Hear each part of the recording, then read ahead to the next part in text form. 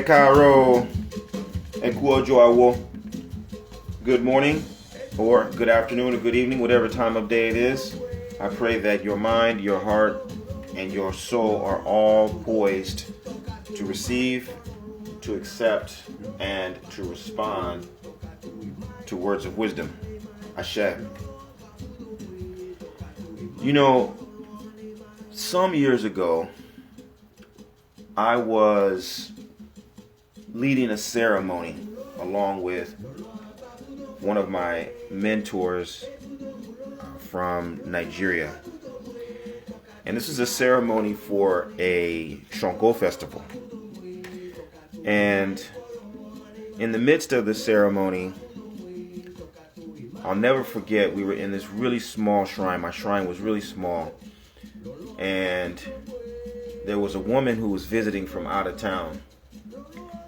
And this woman, she kind of reminded me of Jill Scott, really voluptuous, statuesque woman. And as the drumming and the singing and the incantations were, really reaching a high pitch, this woman started to dance. And her dance got bigger and bigger.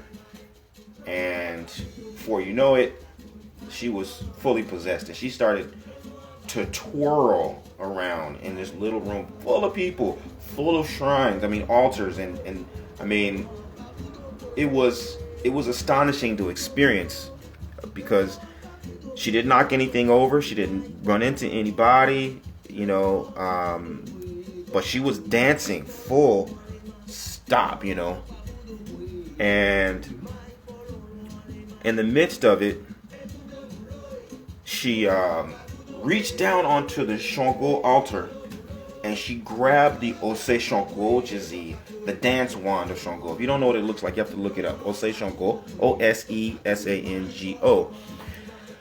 And, oh my goodness, she picked up the Ose Shango and she started to rub it on her chest.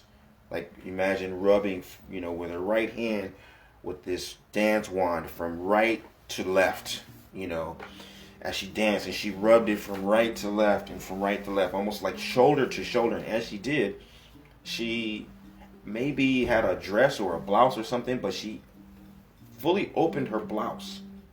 And as she did, she revealed her chest, which was covered with burn marks. Like her whole chest had been burned. And this was an old burn, like maybe it happened in her childhood. And at that moment, time stopped. I was astonished at what I was seeing, because this woman was a visitor, and she was not a dancer, and she was not a priestess, and none of that. It was a real thing that was happening. She had genuinely been possessed by Shango, and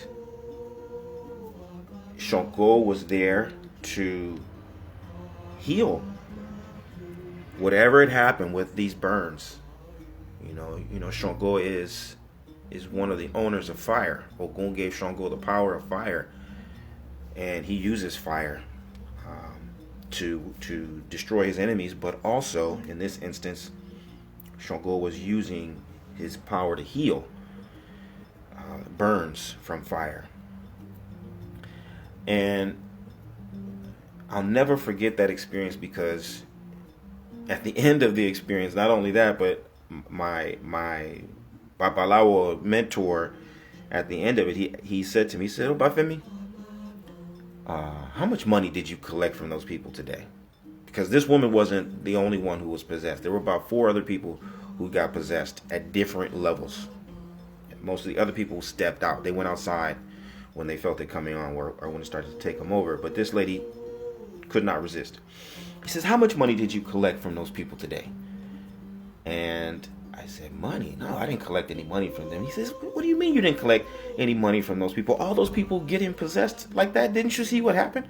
I said, yeah, Baba, but I didn't collect any money. He says, no, Bafemi, you don't understand. That was a major healing that took place today.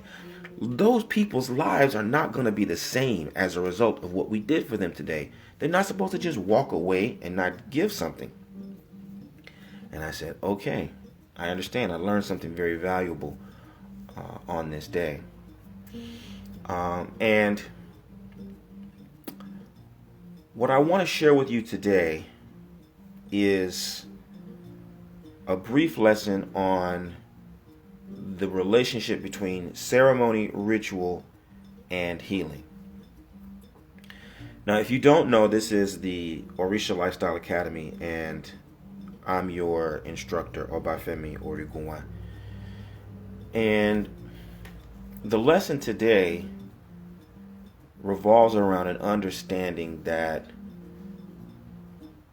rituals, ceremonies, and all of the different elements that go into the rituals and ceremonies are integral to the healing process within our tradition. And in order for you to understand what that means and how it actually works, what I want to do is I want to start with the end in mind. I want to really focus real briefly on healing. What is healing? How are we defining health? Healing is wholeness. Healing is harmony, is perfection according to the original design. Okay, so the highest objective is to fulfill your purpose and be authentic, is to restore your original design and be true to what you were created to be. And so we have within our tradition something we call Ayajo. Ayajo. Ayajo. Ayajo is what we could call the original name of a thing. It's the vibrational expression of something in its original state. That's Ayajo. You got all kinds of different wordplay in Yoruba tradition. You got Ofo, you got Ogede, you got Ekwe, you got all these different kinds of words that can be put together, what we might call incantation or invocation in English. But one of the deepest of them is called Ayajo. We use Ayajo to summon the essence of a thing. When I used to hang out with Cuban Awos, they would be kind of, I won't say superstitious. They'd be very cautious about, using their, what they call their Ocha name, their Orisha name. It's based on the same idea. Because you can't tell people your name, because with your name, they can put a spell on you. They can command your spirit, right? Because what they're referring to is Ayajo. It's not that simple, Ayajo is very deep words. It's very, very deep words. And they summons the essence of something with the idea that if you can call upon the original vibration of something, then you make it malleable. It's like going into the code, right? It's like if you know something about HTML code or something like that, right? You can go in and you can change the code, and you can thereby manipulate the function and the operation of a thing by using its original code. That's the idea of Ayajo. It summons the essence of a thing. And so Ayajo, however, more importantly, I'm using this just as a reference point for the original organization of something, right? And so healing is associated with being true to your original essence, your original code. Healing is never associated with false pretense. You can't call yourself healed while you're moving towards something that's not true to you. So your healing is not to be me. My healing is not to be you. Just like healing, restoring a giraffe, making a giraffe behave like an eagle is not healing. Making a man be like a woman is not healing. Making a child be like an adult is not healing.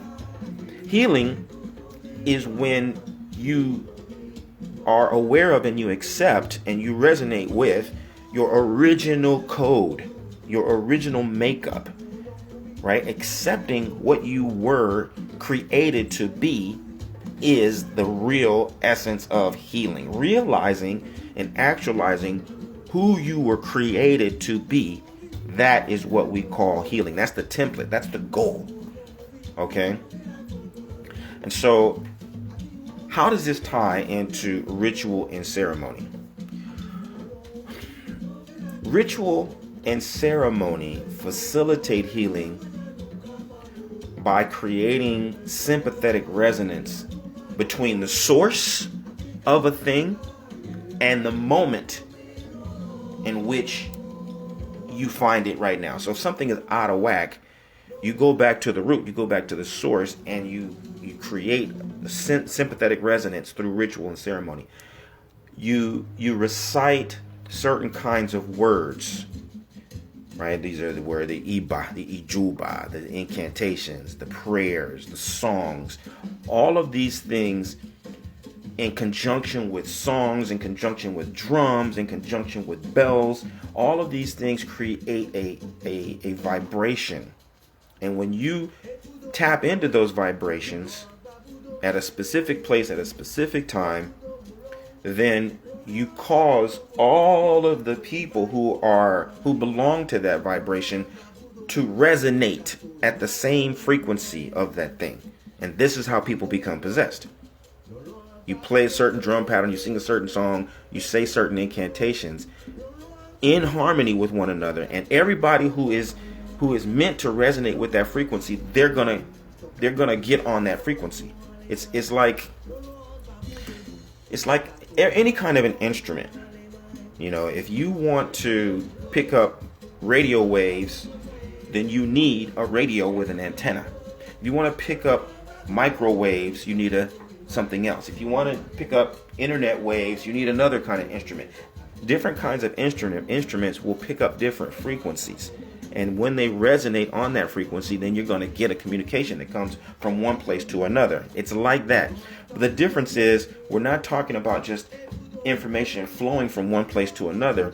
It is erasing time and space, so that when this frequency is achieved, you vibrate on that frequency that has always existed since the beginning of time. It's always there. It always will be there. It's a question of, can you put together the elements in the proper sequence in order for other objects and people to vibrate and resonate with that frequency in the moment. And when they do, that's when healing takes place. Now, this becomes the point at which a lot of people end up getting lost. Because we have a lot of rituals and we have a lot of ceremonies. And it's easy for a person to think that the more elaborate the rituals, the louder the drums, the more this, loudly the singing, the more enthusiastic and emotional the expression is, the closer you are getting to, sympathetic resonance. And that's not the case. That really isn't the case. Quite honestly, it can be very simple, right? It can be very, very simple. This is something another one of my mentors said to me years ago, and I'll never forget it. He says, Obafemi, your grandfather could do more with a glass of water than you can with a whole herd of goats, right? Because what he was talking about is the fact that some people who are simpler and more clear and more in tune with the original vibration, they're able to use very simple things, right? Because they are more in tune with the frequency. They're able to use simpler things to bring about the sympathetic resonance. It doesn't require a whole bunch all the time. If you are authorized and prepared to facilitate that journey, to facilitate that experience. And this is where we start to understand the significance of training, right? You've got to be authorized. You've got to be a recognized elder, so to speak. And eldership isn't just in terms of chronological years. Eldership is we're talking about clearance. Okay, if we were to put it into English terms, it's about having clearance. It's about having security clearance. Do you have the codes that let you into this place? Are you authorized to go into this place and lead people into it? The Yoruba say that only the elders can confirm the ripeness of a kola nut. Only elders can confirm the ripeness of a kola nut. It means that only people who are seasoned are going to recognize the real taste of what this is supposed to taste like. Okay? And so what I want to share with you now is some of the ways in which a person becomes seasoned. Some of the ways in which a person becomes conditioned and prepared to facilitate rituals and ceremonies that facilitate healing, not only for themselves, but for others. When we start to understand, again, ayajo, okay, and we're talking about the original sound and the original vibration, one of the things that we know that in the beginning was created and was passed down and established for us to get on the proper frequency and stay on the proper frequency is time. It's the calendar. Okay, and that's why the Ose calendar is so important. Ose calendar being the 4-day ritual calendar, right? We're doing things according to a pattern of creation that was established at the beginning of time. Every 4 days, we're following a particular kind of a cycle, and we're doing things in a particular kind of a sequence because that keeps us conditioned. It's just like spiritual conditioning. You know, if you practice yoga, you have a certain kind of conditioning. If you're a weightlifter or a jogger or a cyclist or a swimmer, there's a frequency. There's a frequency in the sense that there is a intervals at which you must work out. Okay, and so it is with us. When you follow the 4-day calendar and you carry out the Ose ritual, and you do your Ijuba, you recite your Oriki, you do your Obi divination, you make your offerings. On this 4-day cycle, what you're doing is you're keeping yourself in time with the flow of creation. You're keeping yourself conditioned so that the ayajo of creation itself, the vibrational quality of the original calendar, the original time, and the original process of creation is governing you and is keeping you in sync with the flow of life as it has been since the beginning of time. And so, if you understand those basic and simple things, it sets the stage for you to then partake of more elaborate, more complex things. But don't put the cart before the horse and try to go straight towards being the woman who's possessed in the Shango ceremony and is, taking up the Ose Shango and rubbing it on, you know what I mean? Because this is where one of the pitfalls. We think that it's just her picking up the Ose. Somebody may see that ritual or hear my story and think, oh, well, if I just feel strongly and pick up the Ose Shango and rub it on my chest, then I'm going to be healed. No, you're just imitating what you saw someone else do at a particular moment. Right? But the moment is only really actualized when we achieve sympathetic resonance with that frequency, with that vibration. And so in the Orisha Lifestyle Academy, in the School of Orisha Studies, what we do is we train you and condition you to get into good spiritual condition by doing the simple things from the inside out that keep you in harmony with the original frequency, that help you to, on a day-to-day basis, summon the essence of life as that essence has resided within you since the beginning of time. This creates more and more opportunities for you to really see yourself, to recognize yourself, to accept yourself, and to be true to the original you, not the derivation, not the you that is responding to trauma, not the you that's fighting for survival, not the you that is struggling to assert your identity in a world that's constantly telling you something else, but to really understand the you that you chose in the prenatal state.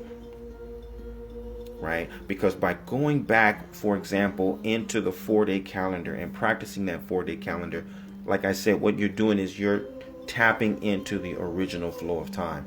And it's in that original flow of time that you made your prenatal choice to say that this is who I'm going to be. These are going to be my parents. These are going to be my natural gifts and talents. This will be my contribution to the world. There was a moment in which you're already made that selection. And by doing the very basic things to resonate with that original flow of time, you get more opportunities to glimpse your own prenatal choice, have it revealed to you, and have you accept it and embrace it and cherish it and cultivate it as the one place that you can show up and make the contribution that we need to heal all of our lives. And so I myself, Obafemi Oregunwa, am always looking for leaders. I'm always looking for leaders. I'm looking for people who want to heal their lives, who understand that they are in a position to heal their lives and heal the lives of other people, to contribute to some cause that is most precious and cherished to them. If you're one of those people and you want to start living the medicine that will heal your life and the lives of those who you're destined to serve, I invite you to visit orishalifestyle.com or obafemi.com, and let's start bringing about the good condition for you and those who matter most in your life today. Aboru aboye, aboshishe.